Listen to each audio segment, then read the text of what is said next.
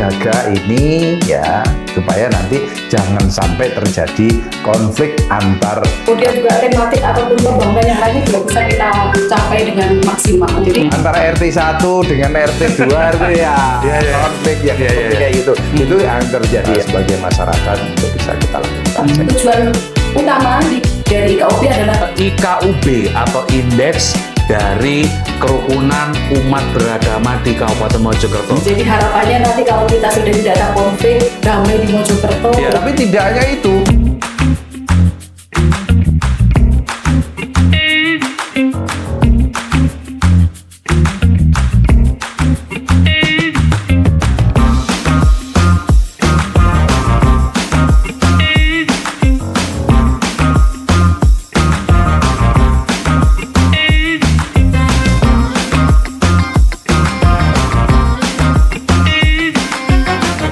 Sebelumnya 7 Wika FM, radio informatif dan kreatif. Assalamualaikum warahmatullahi wabarakatuh. Bareng saya Ferry Prasetya atau Cak Kerto biasa dipanggil ya akrabnya. Saya ada di podcast Wika TV. Seperti biasa, obrolan-obrolan penting dan menarik kita jadikan lebih dengan suasana santai. Dan hari ini spesial, saya ini ada di ruangan podcast Bapeda Kabupaten Mojokerto. Oh, luar biasa. Sebenarnya nyewa ini ya, nyemper kita ini ya. Dan hari ini kenapa alasannya di Bapeda Kabupaten Mojokerto? Karena hari ini saya ketemu langsung sama Pak Kaban, yaitu Bapak Dr. Andes Bambang Eko Wahyudi MSI. Selamat siang, Assalamualaikum Pak Kaban. Waalaikumsalam, selamat siang. Alhamdulillah sehat ya Pak ya? Alhamdulillah sehat. Alhamdulillah ya.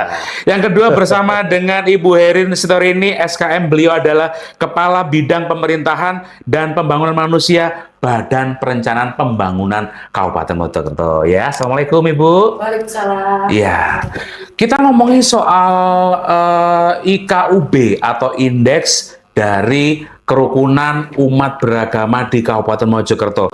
Karena kalau kita ngomongin soal kerukunan, apakah ada konflik atau perlu dirawat atau gimana? Pak Kaban yang akan menjelaskan. Tapi sebelumnya kita pengen tahu nih, Pak Kaban, kenapa IKUB ini perlu dijaga dan perlu dirawat, Pak? Ya, memang Mas Ferry ya. Kita. Di Mojokerto ini kan kita harus konflik itu tidak bisa diprediksi. Kapan datangnya atau kapan berakhirnya, kadang-kadang seperti itu. Oleh karena itu kami dari Kabupaten Mojokerto ini ingin menjaga itu. Jangan sampai akan terjadi atau apa.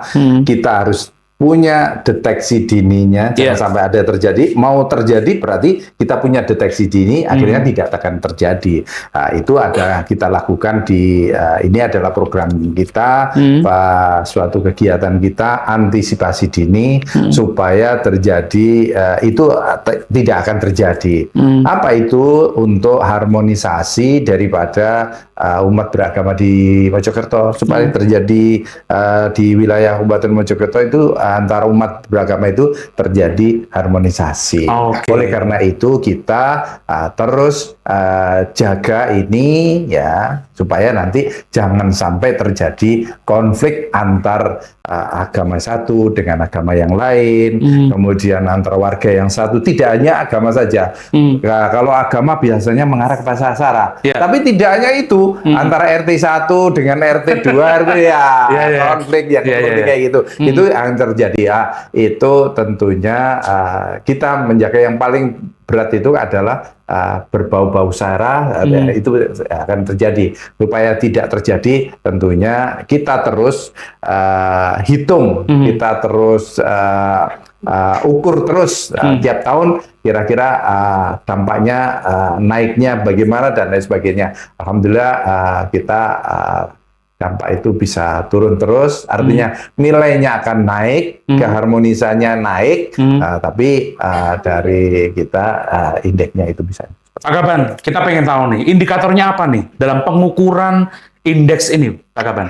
Ya, memang ada beberapa ya, misalnya ya tentang ya bagaimana harmonisasinya itu dari tingkat kerukunannya, ya itu ada. Terus kemudian sama lakukan kegotong toleransinya misalnya kayak gitu, ya itu ada bagaimana kita melakukan toleransi antar umat beragama itu bisa terjadi misalnya.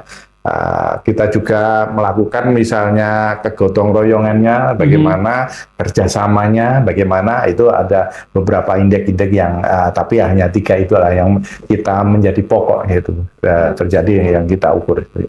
Saya tanya ke Bu Herin nih, Bu Herin, indikator-indikator yang disebutkan Pak Kaban ini untuk evaluasinya setahun sekali dan untuk mendapatkan informasi itu dari mana?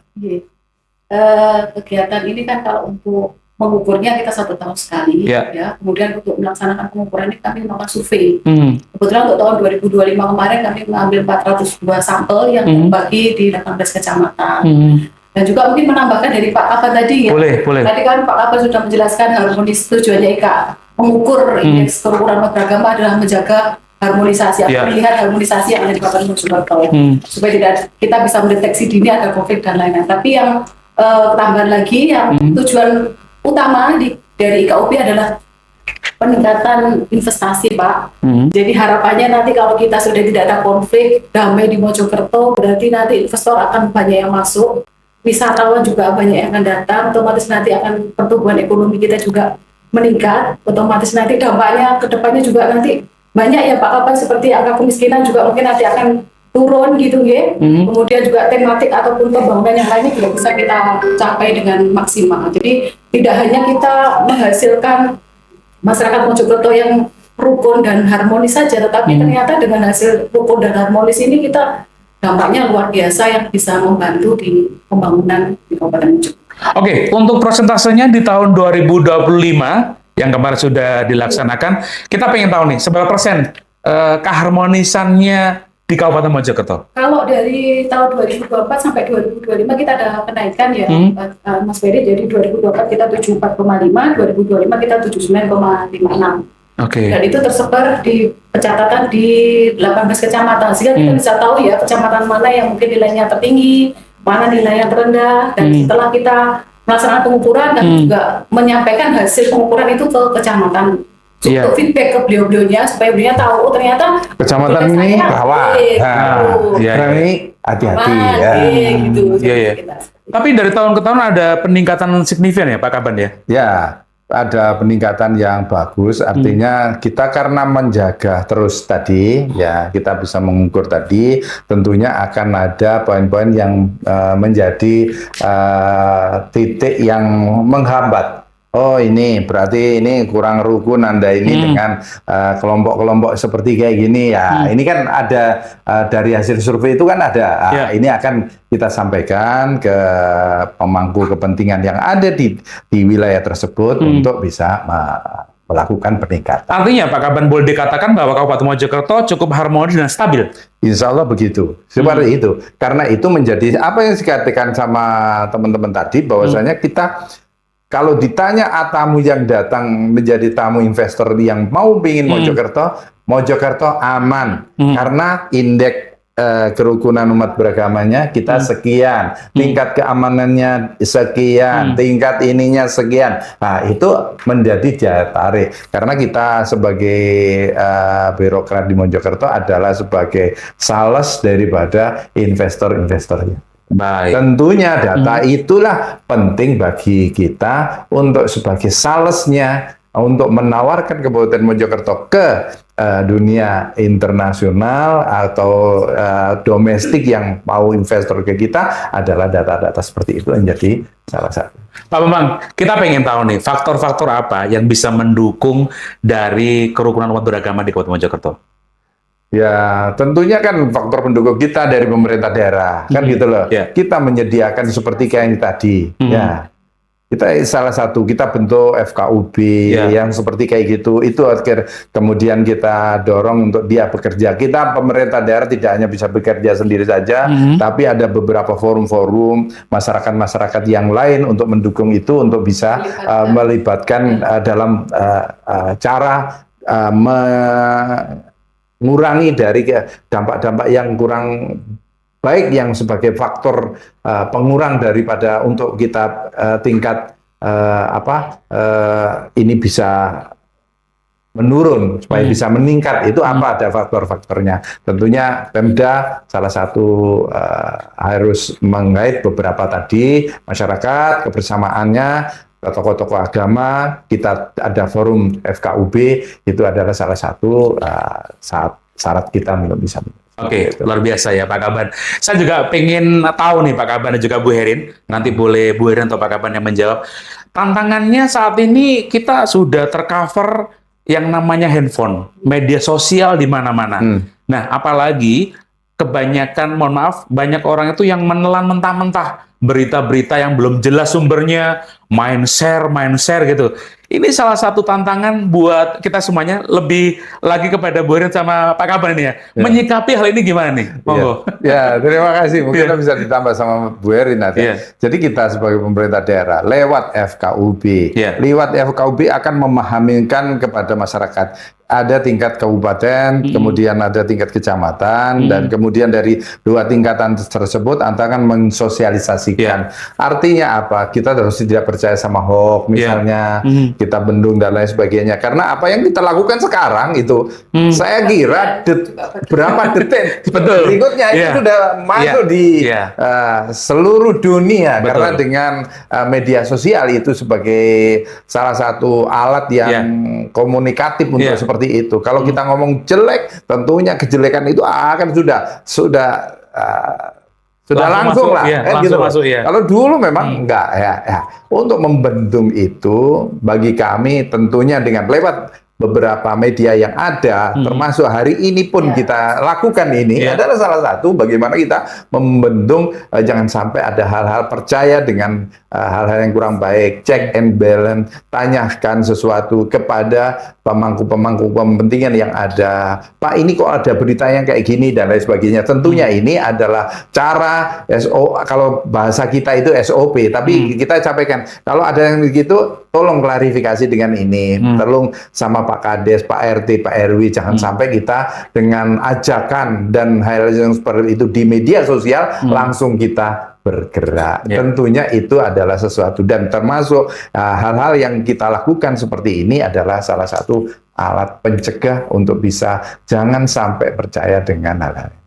Bu Herin mau nambahin? Iya, jadi kalau tadi Pak Kaban sudah menyampaikan dengan menggait pemuka agama, kemudian memberikan sosialisasi ke beliau-beliaunya untuk meneruskan informasi, dan kita juga tidak boleh lupa Pak, kita punya OPD Bangkes Bangpol yang juga bisa kami gandeng untuk kolaborasi bersama-sama. Kemudian kami juga punya Diskom Info yang bisa nanti untuk menampilkan konten-konten yang sifatnya positif nih. Jadi itu nanti bisa dari berbagai sisi ya, nanti bagaimana upaya untuk menyadarkan masyarakat bahwa ketika ada informasi yang sifatnya itu masih hoax dan sebagainya, kita bisa dari berbagai sisi. Jadi tidak hanya dari sisi kita mungkin manual ya. Tadi Pak Kaban sudah menyampaikan pendekatan dengan pemuka agama dan sebagainya. Kemudian kita dengan forum FKUB, kemudian tapi kita juga menggunakan kolaborasi dengan perangkat-perangkat daerah yang ada di kita gitu. Nah, Bu Herin sama Pak Kaban, Pak Bambang, kita juga pengen, saya punya beberapa pertanyaan. Salah satunya adalah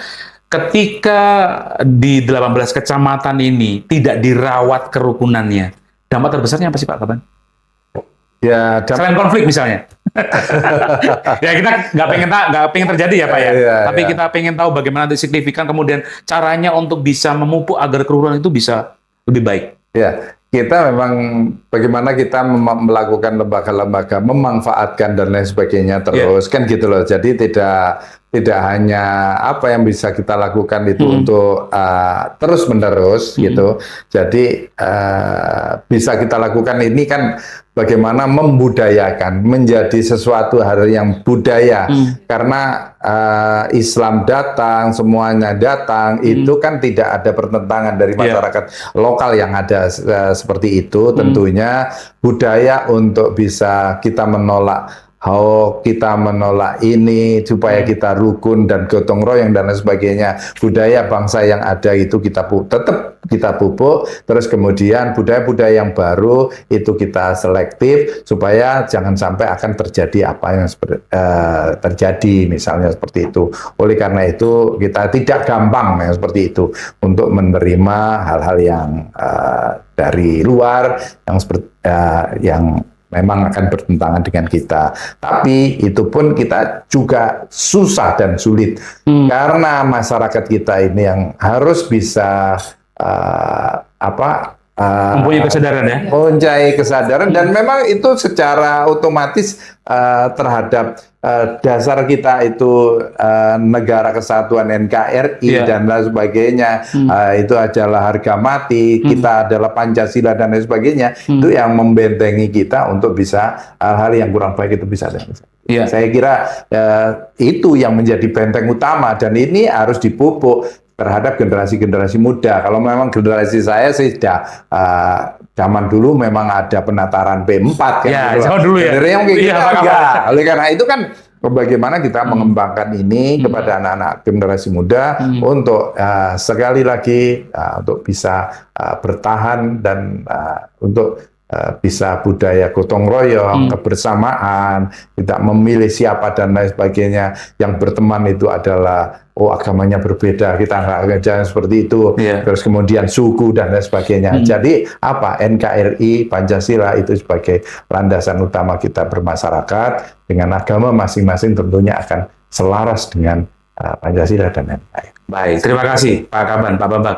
Bu Herin, saya pengen tanya nih kepada Bu Herin. Bu Herin, saya tuh punya beberapa teman di luar Islam, non-Islam maksudnya. Ketika saya ngobrol di kafe atau di mana tuh, kadang-kadang ada yang celoteh begini, ayo login dong, biar sama satu server. Gitu. Ya kadang-kadang ini menyakitkan buat teman-teman saya, tapi bagaimanapun kita bersikap seperti apa, Bu Herin? Itu yang pertama. Yang kedua, Bu Herin, setiap kecamatan dari 18 itu kan pasti beda-beda ya datanya. Nah, untuk data-data yang mohon izin, data-data yang berkurang begitu, kita harus seperti apa, Bu Herin? Satu dulu jawabnya Mas ya, kayaknya panjang ini.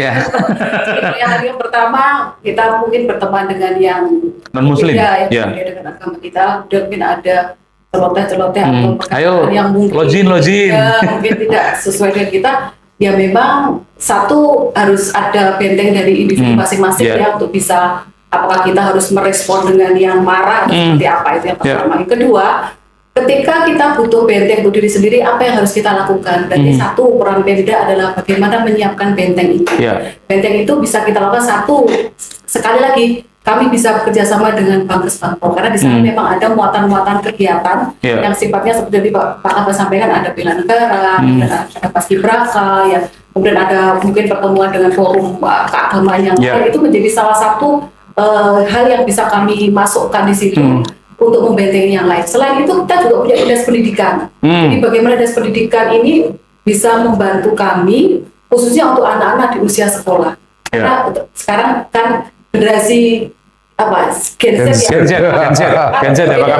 kami lebih cepat merespon kemudian. Nah ini tinggal bagaimana kita menyiapkan respon mereka. Kalau mereka responnya positif, otomatis nanti tidak akan terpancing marah. Ketika orang terpancing marah, otomatis konflik itu pasti akan ada kan begitu. Jadi bagaimana kita berusaha untuk menyiapkan SDM kita yang generasi berikutnya ini mempunyai mental yang lebih kuat, sehingga ketika ada gesekan-gesekan sedikit di lapangan atau di situasi seperti apa, mereka bisa tough bisa bertahan, itu harapannya. Dan untuk bisa menyiapkan fondasi ini kami butuh kolaborasi tadi mungkin ada dari Bankes Bangpol, ada dari pendidikan, jangan lupa kita punya DP 2 KPP 2 yang ada penguatan bina keluarga seperti itu. Jadi banyak kolaborasi yang nanti harapannya ada penguatan itu. Selain itu juga kita juga punya Kemenak Pak. Kemenak juga bisa kita gandeng Oh ini juga kolaborasi ya? Iya, kolaborasi kita bisa gandeng dengan Kemenak karena memang karena ini kita mengukur harmonisasi umat beragama, tentu kan kami juga bekerja sama juga dengan Kemenak. Kemudian pertanyaan kedua tadi terkait sebaran di 18 kecamatan. Jadi kalau yang tertinggi untuk tahun 2025 adalah Kecamatan Pacet, kemudian kalau yang terendah itu kebetulan Kecamatan Kemlagi. Kalau tahun sebelumnya itu Mojo Anyar yang tertinggi. Dan ketika kami kemarin sempat sharing hasil kami feedbackkan kembali kecamatan, ternyata kami dapat respon positif dari Mojo Anyar waktu itu tahun 2024 bahwa beliaunya menyampaikan memang di sana untuk menjaga kerukunan umat beragama mereka punya kegiatan-kegiatan lintas agama yang cukup masif. Nah, untuk yang 2025 kemarin sudah kami berikan ke kecamatan juga, dan mungkin catatan untuk yang kecamatan Kemlagi, karena Kemlagi itu saya lihat di sana tidak juga cukup banyak yang non Muslim ya. Di sana ada gereja kalau tidak salah. Nah, ini juga menjadi masukan bagi kecamatan Kemlagi bahwa ketika indeksnya diukur ternyata angkanya masih rendah, berarti perlu ada peningkatan kegiatan yang lintas agama ini yang perlu ditingkatkan. Memang mungkin tidak terlihat ada konflik ya, tetapi ketika nilai itu diukur dari hasil responden, berarti kita bisa lihat, oh ternyata di daerah saya masih kurang ya. Kalau kurang yang mana ya? Karena ini selama ini kami sudah melakukan banyak kegiatan lintas agama. Nah itu kemarin sudah kami sampaikan juga dengan kecamatan. Nah ini kita tunggu nanti sekitar bulan September ke atas kita mau mengukur lagi untuk 2026. Apakah ada pergeseran dari dua kecamatan ini? Kalau kemarin tertinggi Pacet, terendah Kemlagi, apakah nanti bergeser atau tidak? Nanti kita lihat di September nanti. Oke, Bu Erin, apakah nanti juga ada evaluasi ketika saudara-saudara kita yang lintas agama, itu misalnya dari Kecamatan Gondang misalnya, apakah mereka diundang semuanya dari seluruh tokoh agama itu untuk dieval kira-kira ini gimana enaknya supaya bisa kerukunan bisa lebih baik? Seperti itu atau gimana? Oke, jadi nanti kemarin kalau tahap pertama kita adalah mengundang semester pertama. Ya, kita kecamatan kita undang dulu, kemudian kita berikan informasi bahwa indeks yang sudah kami ukur di masing-masing kecamatan seperti ini, mohon bisa diberikan respon. Artinya kami boleh juga di counter gitu, misalkan gitu ya? Nilai saya harusnya nggak segitu, gitu. Karena rumah saya aman, tidak ada masalah, kemudian tidak pernah ada konflik agama, gitu. Boleh kami persilakan gitu. Tapi kemarin sudah kami sampaikan dan teman-teman oke Bu, kami coba cek kembali, karena kan teman-teman juga sudah melaksanakan semua kegiatan nanti. Karena kan kalau mengukur IKUP ini kan pakai responden ya, responden ini kami tanya-tanya atau diwawancarai gitu. Jadi bisa saja mungkin hal-hal yang disampaikan oleh responden itu mungkin beliaunya tidak mengetahui bahwa ternyata di wilayah tersebut sudah ada kegiatan ABC misalkan. Tapi beliaunya karena tidak mengetahui dia menyampaikan A, sehingga terpotret seolah-olah memang belum terlaksana gitu. Jadi kemarin tahap pertama kami masih mengundang kecamatan, kemudian tahap kedua ya ini tadi kita podcast ini tujuannya biar informasi juga semakin banyak, kemudian nanti kami juga akan mengundang ketika memang ada konsentrasi wilayah tertentu yang memang perlu kami turun atau kami hadir di wilayah kecamatan, kami akan turun. Tapi kemarin yang terendah apalagi sudah kami informasi. Oke. Pak Gaban, ini ada saya pertanyaan yang menggelitik Pak Gaban. Pak Gaban, ini ada salah satu indikator diantaranya adalah toleransi. Pak Gaban, sebentar lagi kita melakukan Idul Adha. Kalau kemarin Idul Fitri, kalau beda-beda gitu, beda hari gitu, konflik nggak Pak? Gimana Pak Gaban? Mohon izin Pak. Iya, sudah. Mungkin sudah dibeda-bedakan kan gitu loh. Jadi nanti ada yang kategorinya ya Pak ya?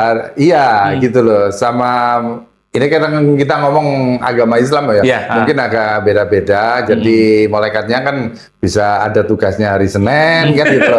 Karena ada Selasa, ya mungkin hari Selasa gitu loh. Jadi mungkin nggak sama. Jadi nggak khawatir lah, kan gitu. Jadi artinya kita ya tidak ada persoalan. Perbedaan yang membedakan itu kan bagaimana amal dan perbuatannya. Kalau sama-sama orang itu melaksanakan ibadah sholat misalnya, ya sudah, kita nggak usah seperti itu. Artinya begini ya Pak Gaban, ketika ada indikasi misalnya, ada gesekan sedikit saja, Bapak ini sudah tahu ya, oh kecamatan ini berpotensi nih, gitu ya Pak Gaban ya? Ya. Oleh karena itu cegah dini dengan kita punya data ini, ini kan kita bisa tahu gitu, yang memang agak rawan itu karena rendah ini tingkat toleransinya dan lain sebagainya, itu skornya kan rendah itu. Lah ini menjadi acuan kita kan gitu loh. Jadi apa yang kita harus lakukan, stakeholder yang ada di situ, Pak Camat, Pak Lurah, Pak RT, RW dan lain sebagainya, pemangku kepentingan yang ada di situ, misalnya agama, tokoh-tokoh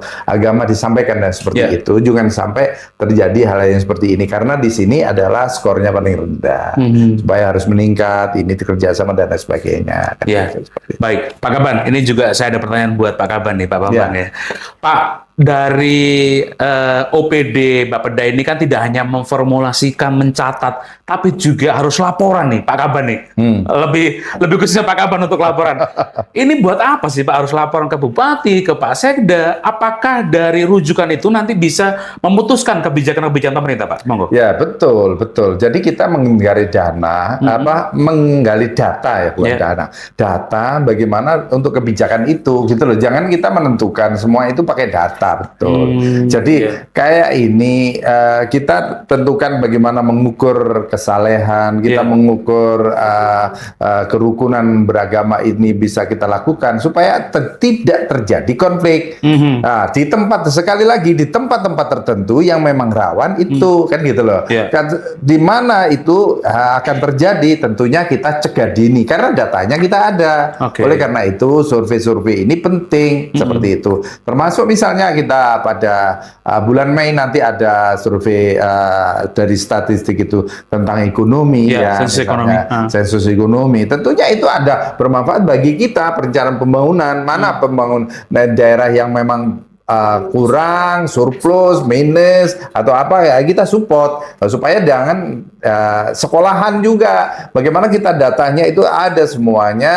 Kalau datanya itu mana muridnya banyak kita dirikan sekolah. Jangan sampai kita bangun itu asal-asalan kan gitu loh ya. Asal-asalan gitu ya. Iya. Kapan ya? Ya, semua itu seperti itu. Jadi kita by data supaya menentukan proyek kegiatan itu tepat sasaran, tepat guna dan bisa bermanfaat. Kalau memang nggak ada seperti itu nggak akan bisa bermanfaat gitu. Oleh karena itu seperti yang kita lakukan sekarang survei itu supaya kerawanan sosial, kerawanan antar konflik tidak akan terjadi supaya aman di masa-masa akan datang. Tentunya data-data itu harus valid gitu. Kalau negara itu punya BIN seperti itu lapor presiden, semua itu lapor presiden supaya akan terjadi di sini itu seperti itu.